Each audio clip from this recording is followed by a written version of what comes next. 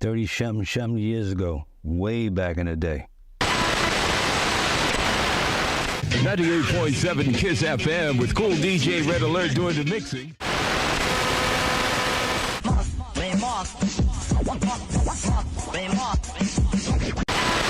98.7 KISS FM, the Latin Rascals. The God Cops of Hip Hop, Mr. Magic. If I can go back in time and tell my younger self that I'd witnessed history unfolding, and that I'd be old as hell 40 plus years later, I doubt I'd listen. I was too stubborn and ignorantly believed that I'd stay young, and new MCs would constantly churn out music for NYC that would be instant classics today. A lot of those earlier MCs are long forgotten, yet the ones here still tour, and we old heads get nostalgic about music during this period in time, what gave us eargasms. I'm gonna keep this a buck. Woof, there's me, with the fake gazelles on. The 1980s booty shorts, socks that damn near came up to my chesticles, pimping on Park Avenue, at the knockoff joints called gazelles from a street vendor. I know that was a style back in the day, but I can't believe our parents let us go all dressed like that with those booty type shorts. Anyway.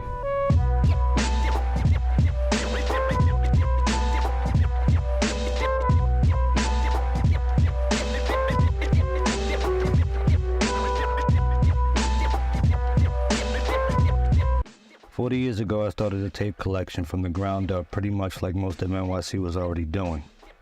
The thing is, I had no idea that I was on the ground floor what I personally believe was the golden age of hip-hop.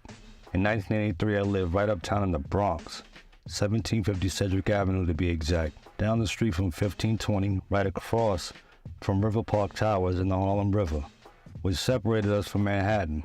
Solid area before the crack epidemic fully hit, while crackheads were waiting for the 1st and 15th of every month. To stay out of trouble during the summer, we played full-court basketball, swam at Roberto Clemente State Park, or went to a summer camp at Bronx Community College.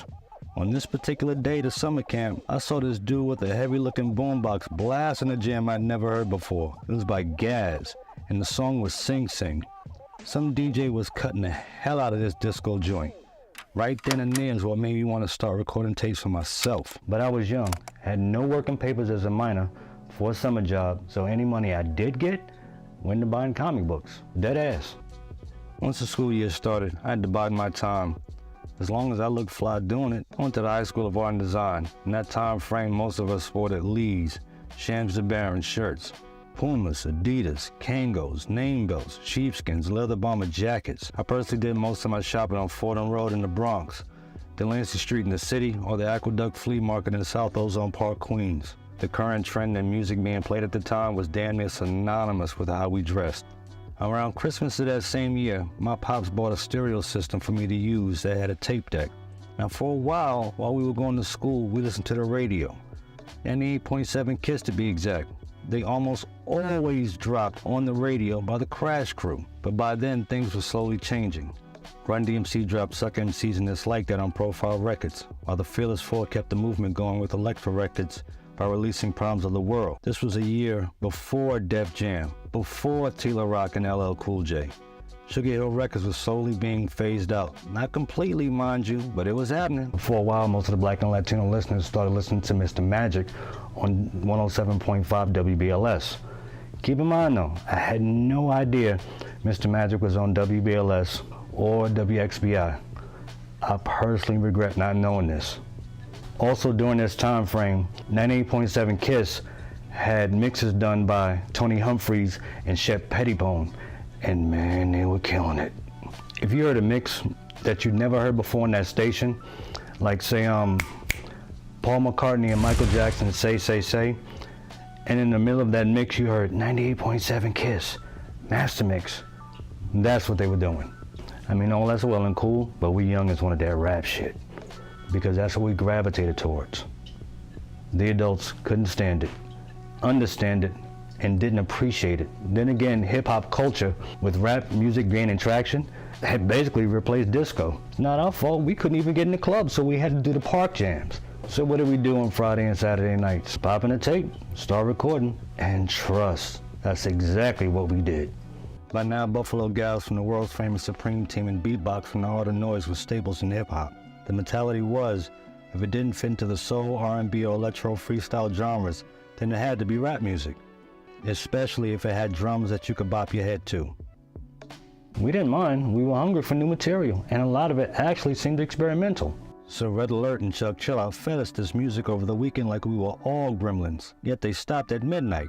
In my opinion, this was the beginning of the golden age of hip-hop, and most of us didn't even know it at the time, and the struggle was real if your tape popped or got jammed in your boombox. That's when you had to get the tools to fix it. Why bother? Because you probably had one of the illest mixes on that tape, or Chuck Chillout did one of the sickest scratches on that particular tape, and you had to get it fixed. I'm being honest. Now, one of the first joints I started recording was It's Yours by Tila Rock and Rockbox by RunDMC.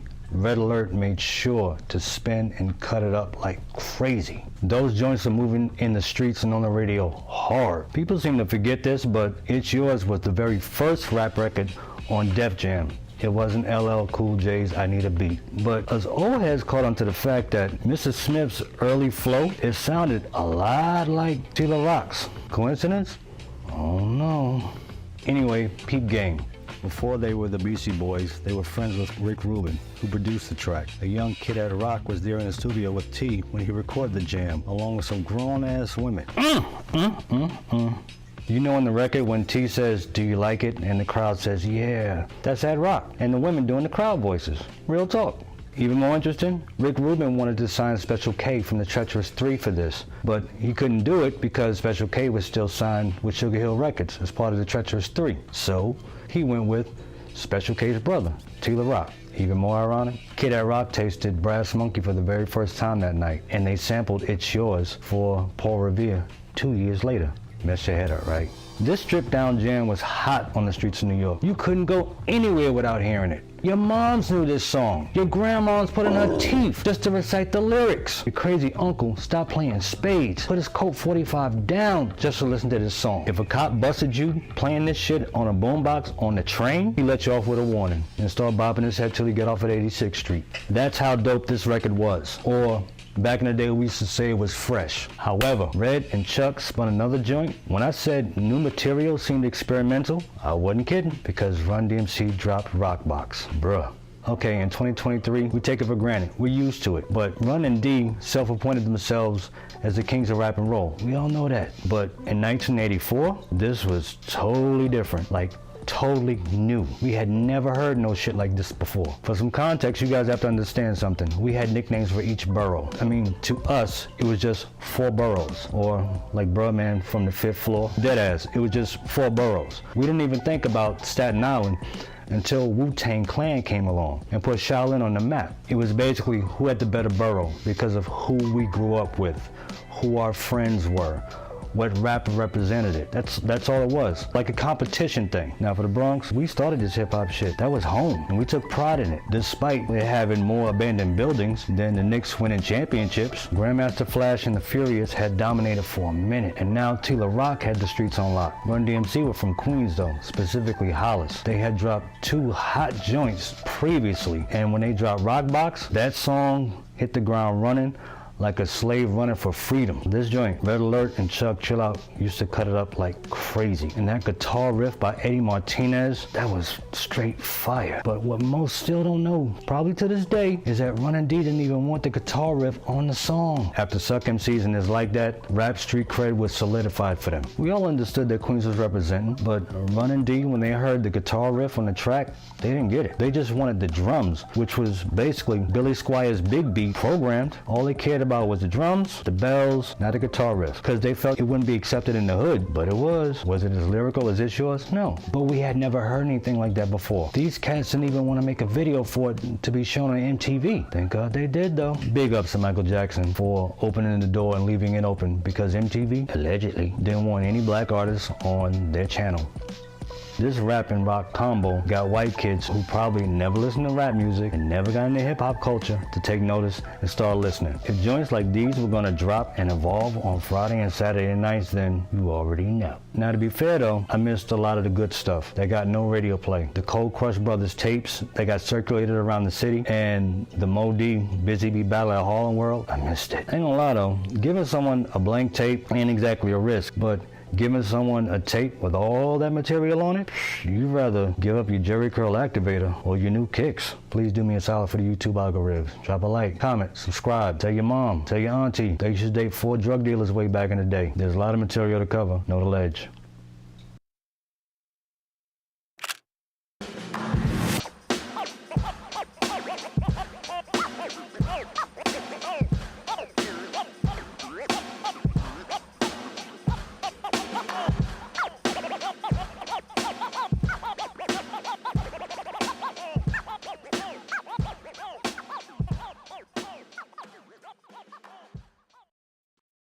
Imagine if the following happened. No more rap music being played on WBLS in 1984 anymore, ever.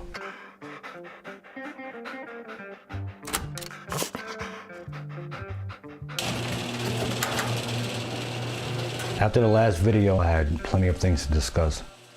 Then it hit me while I was about to walk my cat Scribbles. I gotta talk about the god pops of hip hop, Mr. Magic.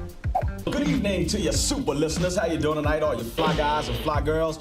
Welcome once again to the world famous Mr. Magic Rapper Jack, and of course I am. Some parts of this are such a pain in the neck to talk about that every time I think about it, I get disgusted. So why not give you some context? 1982 WBLS were pretty solid with their ratings and needed a solution to the problem of 98.7 KISS gaining ground via younger listeners. Pretty messed up because this is the same station that started playing D-Train, Alicia Myers, Shannon, and Madonna before damn near everyone else back in the day. Remember when we all thought Madonna was his sister? I mean, yeah, I thought she was too. In this time frame though, Frankie Crocker was the program director, and Frankie had a musical director named Mae James. Mae has a daughter who constantly stayed up well past midnight listening to the radio, with that same radio under her pillow on the low. So naturally, Mae's wondering what the hell has her daughter so caught up that she probably risked getting put on punishment for staying up past Betty by. Turns out that her daughter was listening to some dude named Mr. Magic and his rap show on WHBI. Magic would personally buy airtime on WHBI because it wasn't commercial radio, but he did believe in the growing hip-hop culture and loved rap music. Having been on at HBI for a few years already, his show didn't start off playing mostly rap music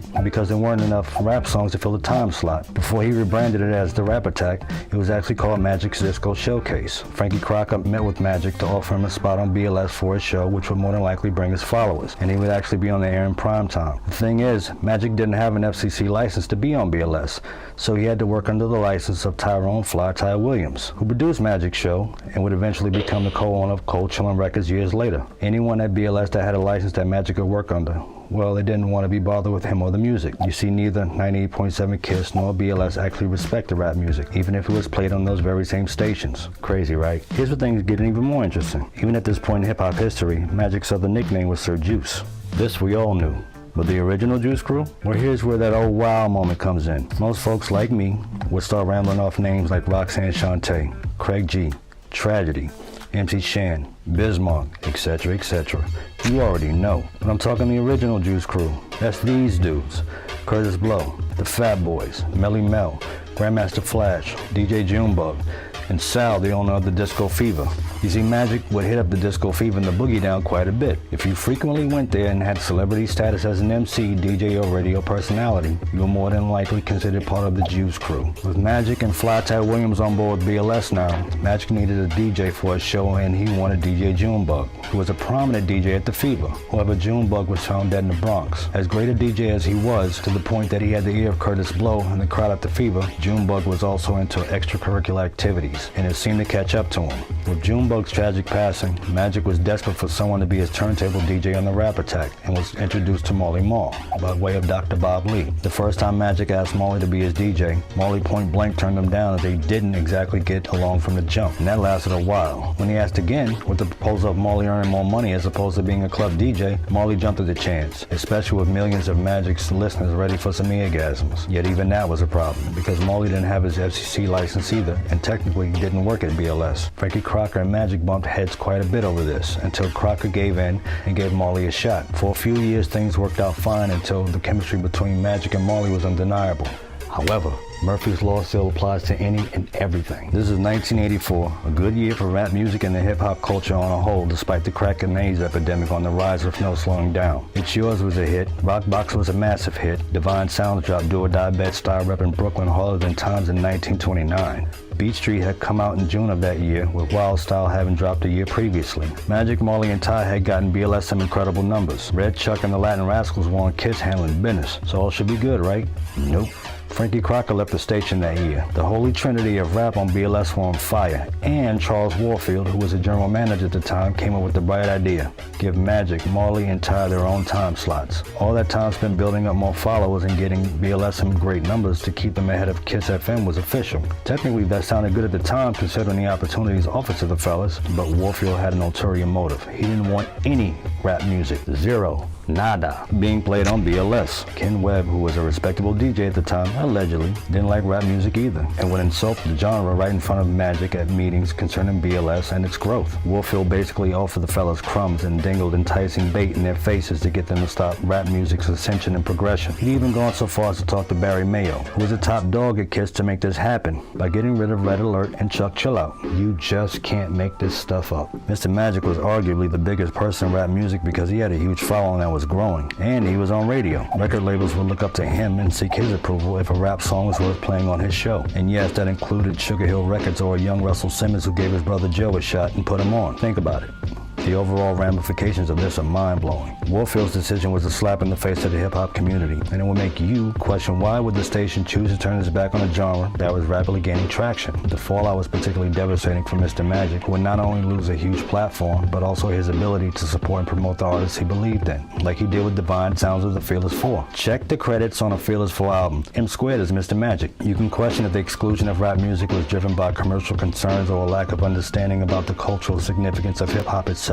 To understand the motivation behind WBLS's decision, you probably have to consider the socio-political climate at the time. With rap music gaining increasing attention and sometimes controversial subject matter, the station may have faced pressure from advertisers and conservative groups. Ronald Reagan was president, remember? Although Jesse Jackson tried his hand by campaigning for the big chair that same year. Then you actually have advertisers that had the mentality that black folks didn't actually buy their products, like Macy's as an example. As a response to Warfield's decision to go through with this, Mr. Magic, along with the reluctant Marley and Ty, leaves WBLS to go back to HBI. Being pissed about this fueled Mr. Magic because at the time, he could see what no one else was seeing, a future with neighborhood entertainers that could express themselves, and he wasn't getting paid an insane amount of dollars to do it either. He believed in this, and no one could tell him any different. Dude was a serious visionary, and if it wasn't for him, there would have been no Marley Marl on radio to produce the instant classics we grew up on. No Biz, G-Rap, no Rakim, no Big Daddy Kane, no producers and beat makers to be inspired by Marley, like Pete and Primo, and none of those hot exclusives that Magic dropped on BLS let all of this marinate about how one dude saw what most didn't, and if Marley didn't learn how to sample. And yes, BLS did bring them back. That's a story for another day though. Here's my take on this overall. If you, like Magic,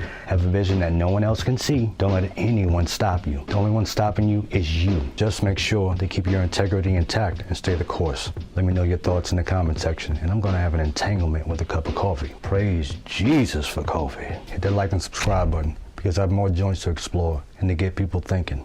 Big ups to Magic, Marley, and Fly Ty for being the soundtrack to my teenage years, and mostly everyone else in the New York tri-state area. Know the ledge.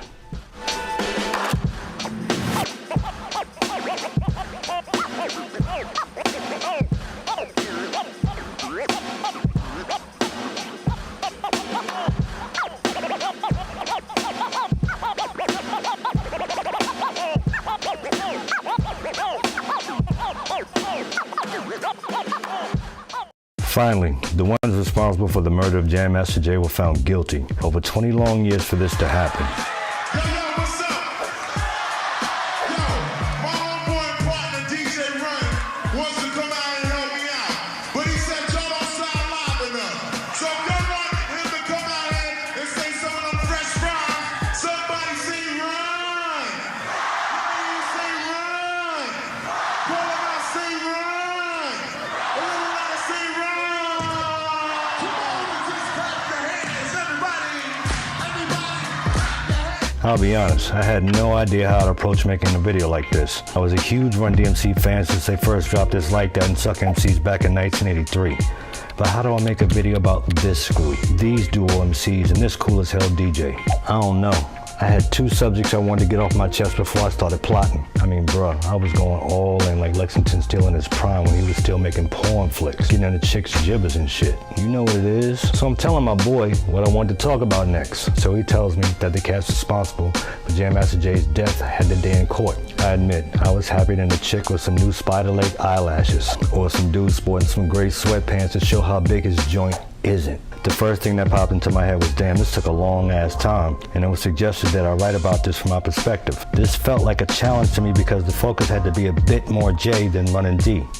Well, okay, let me get this out the way. RunDMC were never signed to Def Jam. They were signed to Profile Records. You'd be surprised how many people to this day still don't know that. The owner, Corey Robbins, was actually kind of leery to sign these cats. I mean, this label escaped being ruined financially. Dr. Jekyll and Mr. Hyde saved it by $2,000. In any case, being connected to Run's brother Russell, most of those mid-80s rap acts were signed with Rush Management. Now this takes me back, even if it was 40 years ago. If you're a comic book fan like DMC, Secret Wars was already killing it. Amazing Spider-Man number 252 introduced us to Spidey sporting that black suit. 3 people in this time frame were practically running pop music radio stations: Michael, Prince, and Madonna, all born the same exact year. RunDMC dropped their very first album before summer, which incidentally was dedicated to DJ Junebug, whom I talked about in the last video. The video for Rockbox got played on MTV that summer, and Jam Master Jay was officially down with them because Russell wanted to get an album done. Okay, cool. From 1984 to roughly 1988, RunDMC damn near had a chokehold on rap music because they expanded it beyond the hood, basically their core audience. After what I call the rise of the lyricists started happening in 1986, and their core audience started sliding off pretty much due to Walk This Way, you can see the decline slowly happening. As respected as they were, there were many others coming through the door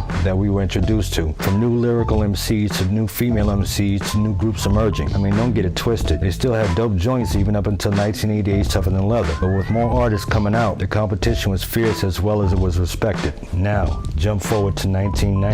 Run D and J got the hookup from DJ / 1992's Remix King / insane producer Pete Rock, because they were phasing out. NWA, Tribe, and Naughty had already dropped some incredible albums. Those 3 alone had different sounds, and it wasn't just them. Rap music has seriously evolved, so that now you had more choices to select from. If you're one of those folks that's wondering, well, what about so-and-so? And you know who you are. I didn't forget, because the list is long and the focus isn't on RunDMC, although Pete Rock gave them a serious resurgence to their career with Down with the King in 1993. That act alone got them touring again, and the payout in the 1990s was much better for them than in the 1980s. Death Row were out with that G-Funk flavor now, repping Cali, then added Tupac to his crazy arsenal of artists. It was pretty much game over. I'm gonna keep this a buck. We knew Death Row was a problem when Dre dropped The Chronic in 1992. With Tupac added in the mix, it was like the 1992 Dream Team, and man, they had so many dope tracks. I personally didn't care where producer, DJ, and MC were from. If your shit was dope, it was dope. Period. Death Row was making a killing being played on urban and pop stations. Dre and Snoop got the cover of Rolling Stone. The money was flowing faster than drunk dudes at a strip club, and New York's only savior was a brother from Brooklyn. By then, RunDMC's dominance was all but over. With no money coming in for Jay,